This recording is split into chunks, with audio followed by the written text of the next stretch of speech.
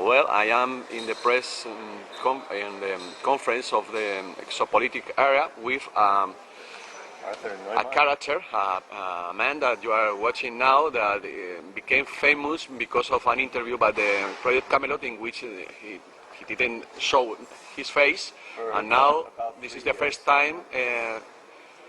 What's your name, please? My name is Arthur Neumann. It's a German last name, Neumann. You worked for 30 years in the research area, in very critical area. Manufacturing, logistics, pretty much every area of government and government contracting, but mostly government. I've held top secret Q clearance for at Livermore Labs, Lawrence Livermore Labs. I've held secret clearances in aerospace, and I've held top secret clearances with certain extensions up until around 2004. Working at other agencies, with other agencies. Can you say which is your specialty?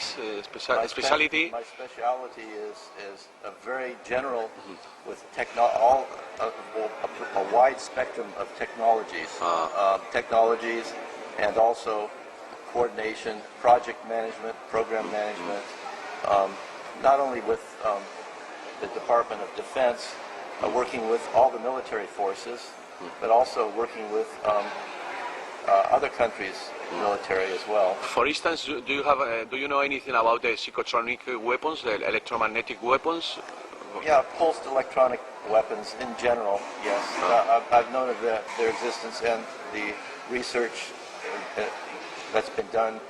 I've been aware of it, the inside with the research of weapons, of course, since the middle 1970s.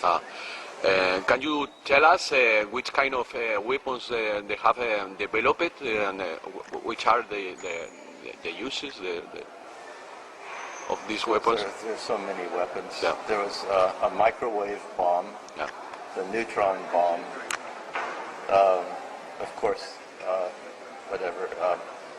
particle beam acceleration type bombs, so particle beam weapons. Then many different projects along those lines. Then sound weapons using highly focused, directed sound. So, can you confirm us that this government has weapons in order to harass people, special people, critical people, in order to make them stressed and even make illness? Oh, definitely. Yes, definitely. Yes, there's many different technologies that are being used constantly, even in the cities, and as well as just for specific targets as well. So. This black helicopter that many researchers told about that is ruling above their homes.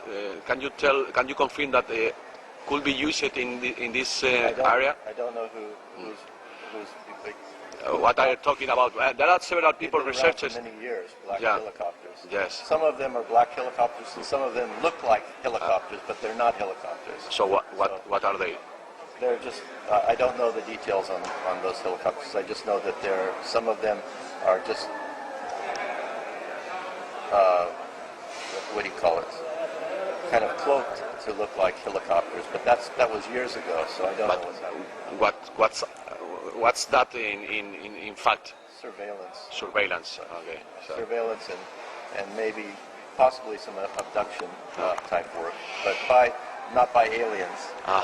So you, the scientists that worked in these classified programs, are you conscious of the people who work with you? Are you conscious that you are working for the bad people, or you just do their job and you forget the use of this work they are going to do?